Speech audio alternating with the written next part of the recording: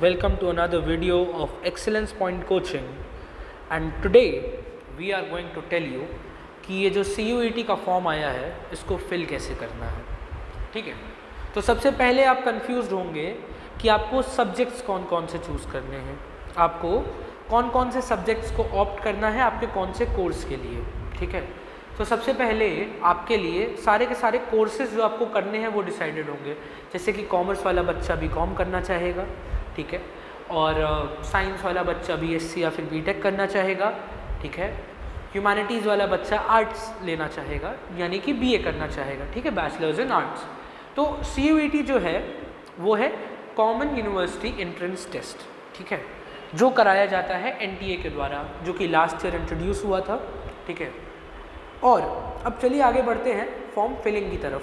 तो जैसे ही आप CUET-samarth.ac.in पे आते हैं तो आपको ये दो कॉलम्स दिखते हैं, एक आता है लॉगिन का और एक आता है रजिस्टर का। लॉगिन आप तब करेंगे जब ऑलरेडी आपने एक अकाउंट क्रिएट कर लिया होगा। तो सबसे पहले करते हैं हम लोग रजिस्टर। ठीक है, रजिस्टर में जब हम लोग आते हैं तो ये कुछ इन्फॉर्मेशंस लिखी हुई हैं जिनको आपको पढ़ना ज़रूरी है। ठीक है, it is everything about CUET का पेपर कैसे होता है, कहाँ से होता है, कौन कौन से डॉक्यूमेंट्स ज़रूरी हैं, ठीक है, और क्या क्या चीज़ें ज़रूरी है। ठीक है, the candidates can log in with system generated application, यानी कि फ़ोन से ही जो एप्लीकेशन है आप वहीं से लॉग इन कर सकते हो, आपको कहीं भी जाने की ज़रूरत नहीं है। ठीक है, फिर उसके बाद रीसेंट फोटोग्राफ चाहिए, ठीक है, इधर भी इन कलर और ब्लैक एंड वाइट, और ये सारे के सारे डॉक्यूमेंट्स हैं जो आपको चाहिए। ये डॉक्यूमेंट्स एक बार आपको देखने पड़ेंगे कि कौन कौन से डॉक्यूमेंट्स एक्चुअली इम्पोर्टेंट हैं। ठीक है, आगे बढ़ते हैं। इसके बाद हम लोग को देखना पड़ेगा कि ये पूरा डॉक्यूमेंट्स ही हो गया। आपको अपना जो भी कैरेक्टर्स, जो भी आपका लाइक कास्ट सर्टिफिकेट है वो चाहिए, अगर आप किसी और अदर कास्ट के हैं। तो अगर आप जनरल हैं तो कोई भी कास्ट सर्टिफिकेट की नीड नहीं होती है। ठीक है, फिर उसका ये आपको दिखा रहा है फ़ी पेमेंट स्ट्रक्चर की फ़ीस कैसे पे होती है। अगर आपको कोई भी 3 सब्जेक्ट्स लेने हैं, यानी कि 3 सब्जेक्ट्स चूज़ करके आपको पेपर देना है, ठीक है, तो उसके लिए फ़ीस जो जनरल पे करेगा वो करेगा 750 rupees, OBC 700 and so on. इस पूरी लिस्ट में आप इस चीज़ को समझ सकते हैं कि फ़ीस पे किस बिहाफ पे होगी। ठीक है, आगे बढ़ते हैं। प्रोसेसिंग चार्जेस कुछ GST लगता है, ठीक है, वो भी रहता है। ठीक है, ये 2 लेयर्स हैं। एक होता है EWS, इकोनॉमिकली वीकर सेक्शन। इसके लिए आपको अपना EWS सर्टिफिकेट बनाना पड़ेगा। ये अगर आप जनरल के हो तब आप लगा सकते हो EWS सर्टिफिकेट, ठीक है। और एक आती है non creamy layer. Non creamy layer वो होती है जिनको बेनिफिट्स एक्स्ट्रा मिलते हैं due to some like universities में उनके पेरेंट्स काम करते हैं या फिर ऐसा कुछ भी। ठीक है, candidates shall ensure that the information entered by them is respective online. देखिए, एप्लीकेशन फॉर्म आप करेक्ट तो कर सकते हैं पर सिर्फ तब तक जब तक आप फाइनल सबमिशन नहीं कर देते हैं। तो इसके अंदर की एक एक इन्फॉर्मेशन ट्रू एंड करेक्ट होनी चाहिए, बहुत ही ध्यान से फिल करना पड़ता है, क्योंकि यही एप्लीकेशन फॉर्म फाइनली जाके कहाँ दिखता है, आपके यूनिवर्सिटीज़ में शो होता है, इसीलिए बहुत ज़्यादा इंपॉर्टेंट है। इस पूरे चीज़ को पढ़ के आप आ जाएंगे यहाँ पे नीचे।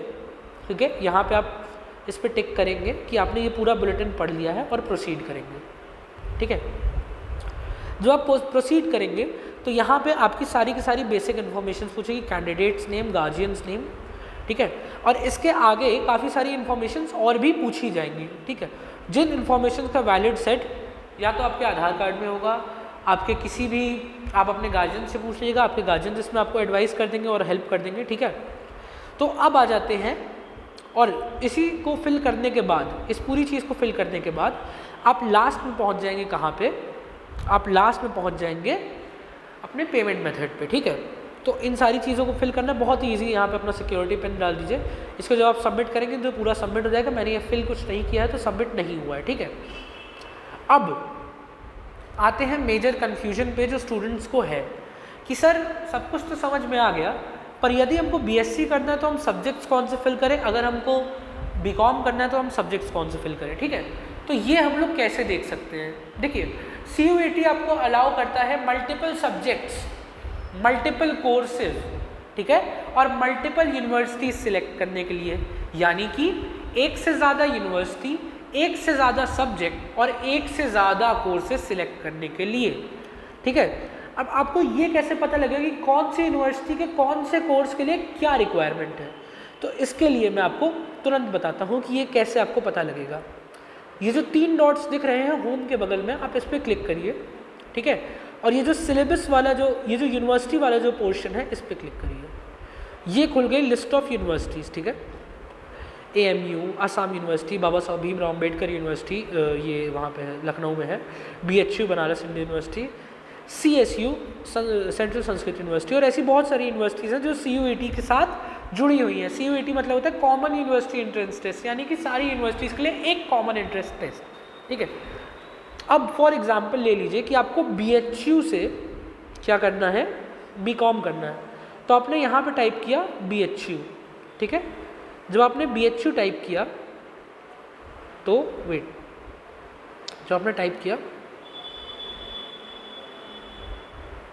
Banaras Hindu university, so this is the Banaras Hindu university. जैसे ही आपने इस पर क्लिक किया तो आपके सामने ये पोर्शन आ गया, ठीक है।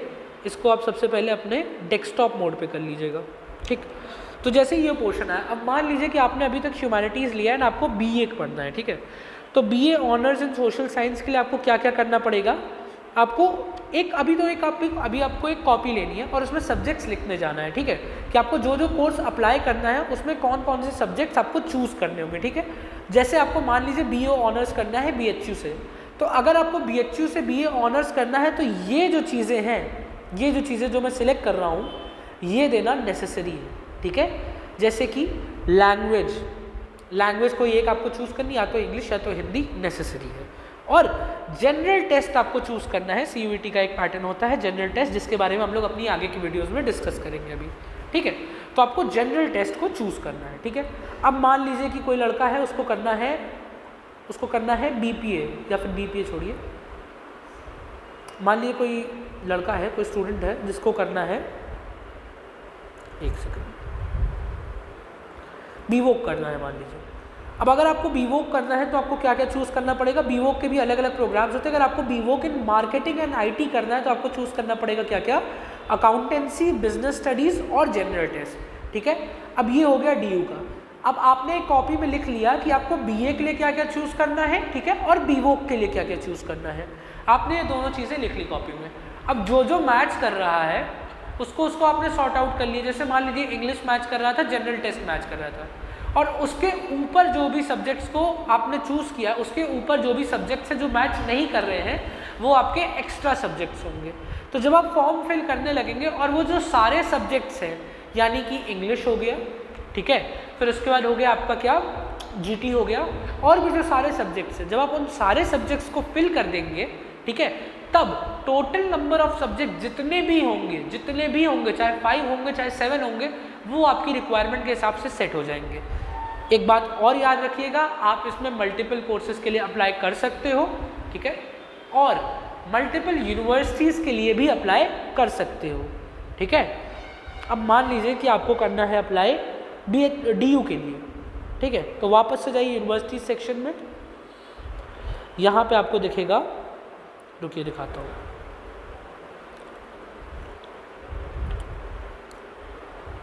सर्च कर लेते हैं, चलिए हम लोग यूनिवर्सिटी ऑफ दिल्ली दिखा, ठीक है। तो यूनिवर्सिटी ऑफ दिल्ली में अब आप देखेंगे, रुकिए ओपन होने दीजिए। यूनिवर्सिटी ऑफ दिल्ली में आप देख रहे हैं कि अगर आपको कोई भी कोर्स करना है, अगर आपको मान लीजिए कि मैं कहता हूँ कि आपको BSc करना है, ठीक है, BSc इन फूड टेक्नोलॉजी करना है, ठीक है, तो BSc के लिए आप एक कॉपी उठाएंगे, उसमें लिखेंगे कौन कौन से सब्जेक्ट्स ज़रूरी हैं, ठीक है, फिजिक्स, केमिस्ट्री, मैथमेटिक्स या फिर अप्लाइड मैथमेटिक्स, बायोलॉजी या फिर बायोलॉजिकल स्टडीज़, या फिर इन सारे में से कोई एक सब्जेक्ट, और एक लैंग्वेज ज़रूरी है। तो ये सब आपने एक कॉपी में लिख लिया। और आपको BA करना है BHU से, तो मान लीजिए आपको BHU से BA करना है, तो वहाँ पर आपका क्या क्या मांगा जा रहा है, लैंग्वेज और GT, तो आपको लैंग्वेज और GT भी चूज़ करना पड़ेगा सब्जेक्ट्स में, और ये जो सारे सब्जेक्ट्स हैं ये भी चूज़ करने पड़ेंगे, ठीक है। और फिर उसके बाद जब आप ये सारे सब्जेक्ट की चॉइसेस बना लेते हैं तो आपको फाइनल फॉर्म सबमिट करना पड़ेगा, और आपका जो भी अमाउंट आएगा वो उसी हिसाब से आएगा कि आपने कितने सब्जेक्ट्स को चूज़ किया है, और वो आपके स्वयं के हाथ में होगा कि आपको कौन कौन से कोर्सेज के लिए अप्लाई करना है, किस यूनिवर्सिटी में वो कोर्स देने के लिए यूनिवर्सिटी आपसे क्या मांग रही है, ठीक है। अगर यूनिवर्सिटी आपको कोई कोर्स दे रही है तो वो अपनी रिक्वायरमेंट क्या रख रही है, ये सब कुछ आपको चूज़ करना पड़ेगा थ्रू दिस फॉर्मेट, ठीक है। जो भी डाउट्स हो आप कमेंट सेक्शन में मेंशन कर सकते हैं, आपके सारे के सारे डाउट्स सॉल्व होंगे। Thanks a lot for this session and हम लोग आगे भी इस पे वीडियोस बनाते रहेंगे, so stay tuned for CUET। All the best students, keep working, work hard.